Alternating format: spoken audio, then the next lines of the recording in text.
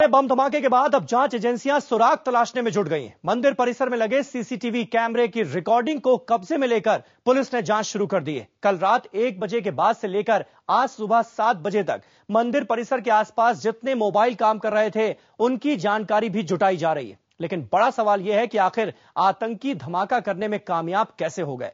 महाबोधि मंदिर पर हमले की साजिश की जानकारी केंद्रीय और राज्य एजेंसियों को पिछले 1 साल से थी। जून के आखिरी हफ्ते में भी आईबी ने मंदिर पर हमले का अलर्ट जारी किया था, लेकिन बिहार पुलिस और प्रशासन हमले को रोक नहीं पाए।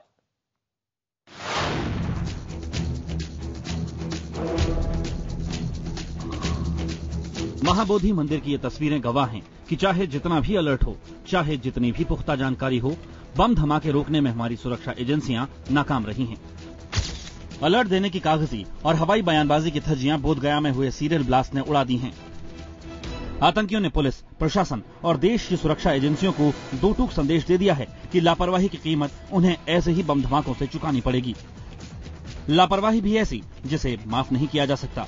खुफिया एजेंसियों ने 26 जून यानी 11 दिन पहले ही महाबोधि मंदिर पर आतंकी हमले का अलर्ट जारी किया था। एनआईए की कोलकाता टीम ने बिहार पुलिस और सरकारी अधिकारियों के साथ 28 जून को एक बैठक भी की थी। इस बैठक में महाबोधि मंदिर पर हमले की आशंका और बिहार में इंडियन मुजाहिदीन के मॉड्यूल पर बातचीत हुई। इस बैठक में एनआईए की कोलकाता टीम ने पुलिस और प्रशासन को साफ कह दिया था कि गया में कुछ संदिग्ध आतंकी देखे गए हैं। यही नहीं, पुलिस और प्रशासन को बिहार में छिपे संदिग्धों की लिस्ट और फोटो भी दी गई थी। लेकिन इतनी पुख्ता जानकारी होने के बावजूद स्थानीय पुलिस और प्रशासन बम धमाके को नहीं रोक पाए। आतंकी न सिर्फ मंदिर परिसर के भीतर जाने में कामयाब हुए, बल्कि बम प्लांट करके आसानी से निकल भी गए।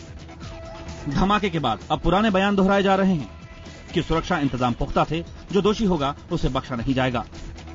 निश्चित रूप से ये जो हरकत की है, जिन लोगों ने ये जो निंदनीय घटना को अंजाम दिया है, इसके पीछे जो भी लोग होंगे उनको हम लोग जरूर ढूंढ निकालेंगे, उनको पकड़ेंगे और सख्त से सख्त कार्रवाई होगी।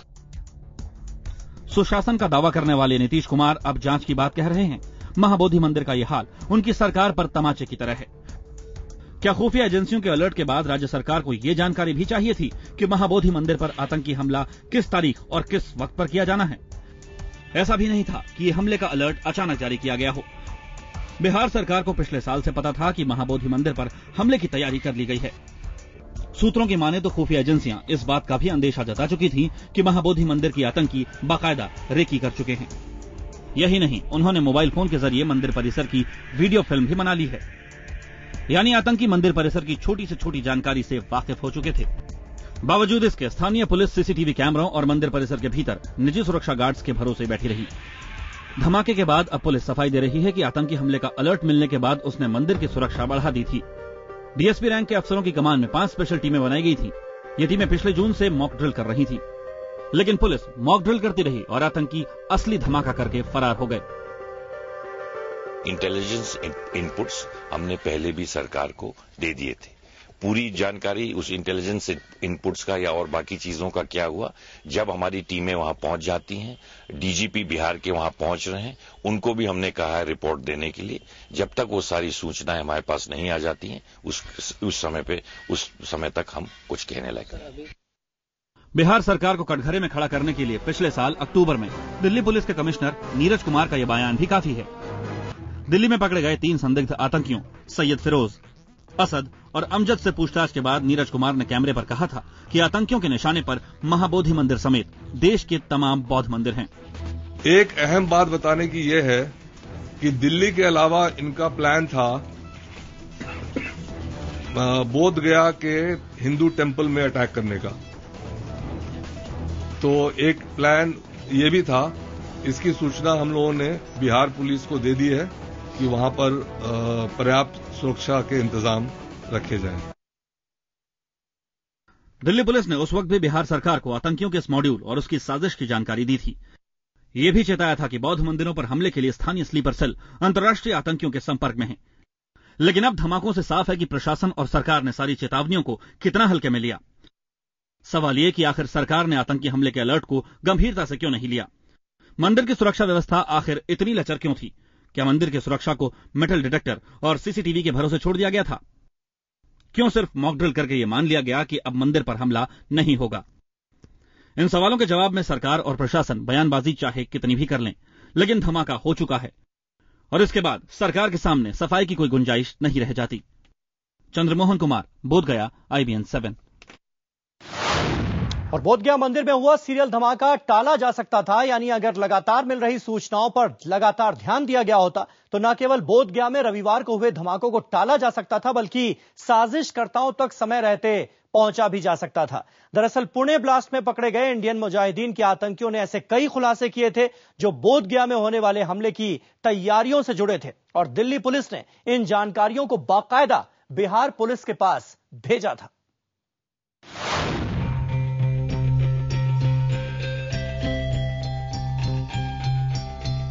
महाबोधि मंदिर में धमाके की जांच में जुटी एजेंसियों के सामने सबसे बड़ा सवाल ये है कि आखिर इस धमाके के पीछे किस गुट का हाथ है। धमाके के लिए सुबह का वक्त चुनने के पीछे क्या वजह रही। एजेंसियों को अब तक की जांच में पता चला है कि महाबोधि मंदिर में धमाके के लिए अमोनियम नाइट्रेट, टाइमर और लोहे के छर्रों का इस्तेमाल किया गया। बम बनाने के बाद उन्हें 2 से 3 किलो के सिलेंडर से बांध दिया गया था। मकसद ये कि धमाके के बाद ज्यादा से ज्यादा इलाके का नुकसान हो। आपको बता दें कि बम धमाके के लिए ऐसी चीजों का इस्तेमाल आतंकी संगठन इंडियन मुजाहिदीन करता रहा है। 9 महीने पहले पकड़े गए इंडियन मुजाहिदीन के आतंकियों को महाराष्ट्र के औरंगाबाद के फार्म हाउस में इन्हीं चीजों के इस्तेमाल से बम बनाने की ट्रेनिंग दी गई थी। पुलिस से पूछताछ में इन आतंकियों ने बोधगया में हमला करने की साजिश का खुलासा भी किया था। दिल्ली पुलिस ने आतंक के जिस मॉड्यूल का खुलासा किया था उसमें 6 लोग थे। उन्होंने ये भी जानकारी दी थी कि पिछले साल अप्रैल में महाराष्ट्र के औरंगाबाद के फार्म हाउस में उन्हें बोधगया में हमला करने और बम बनाने की ट्रेनिंग दी गई थी। इस ट्रेनिंग के दौरान इन आतंकियों को बोधगया मंदिर के एक हिस्से के बारे में विस्तार से बताया गया था।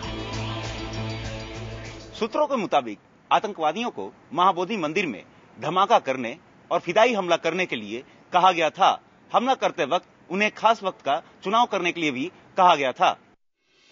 दिल्ली पुलिस ने बाद में मॉड्यूल के एक और आतंकी को गिरफ्तार किया था, मगर इस मॉड्यूल के 2 आतंकी अब भी फरार हैं। बोधगया धमाके के बाद अब उनकी तलाश तेज कर दी गई है।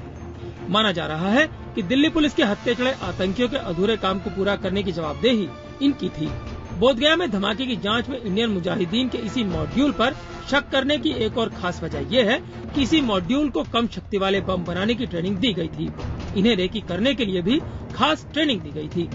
खास बात यह है कि इस मॉड्यूल में शामिल असद नामक आतंकी 2006 में खाड़ी देश गया था, जहां उसकी मुलाकात फहीम कागजी नाम के आतंकी से कराई गई और उसी ने बोधगया के लिए खास मॉड्यूल बनाने का काम असद को सौंपा। सूत्रों के मुताबिक आतंकवादियों की पिछले साल जनवरी में खाड़ी देश में इंडियन मुजाहिदीन के चीफ यासीन भटकल से मुलाकात कराई गई।